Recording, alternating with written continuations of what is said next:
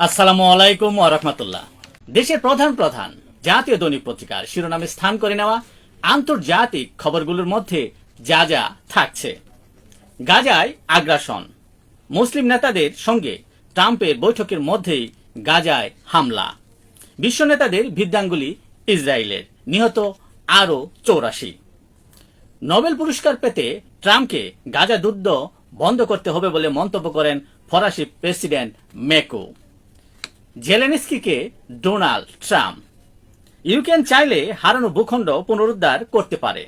ট্রাম্পের এই মন্তব্যের প্রতিক্রিয়ায় রাশিয়া বলছে যুদ্ধ ছাড়া বিকল্প নেই। ট্রাম্প ভুল করে এ মন্তব্য করেছেন। মার্কিন নিষেধাজ্ঞার মুখে আইসিসি, থাইল্যান্ডে হঠাৎ রাস্তা দেবে 160 ফুট গভীর গর্ত। চীনের দক্ষিণাঞ্চলীয় উপকূল থেকে সরানো হলো 19 লাখ মানুষ। রাগাসার তাণ্ডবে হংকংয়ে প্রবল বৃষ্টি, তাইওয়ানে নিহত 17। এই ছিল দেশের প্রধান প্রধান দৈনিক পত্রিকার শিরোনামে স্থান করে নেওয়া গুরুত্বপূর্ণ খবরগুলো, যা নিয়ে এতক্ষণ আপনাদের মাঝে উপস্থিত ছিলাম। আশা করি আপনাদের ভালোই লেগেছে।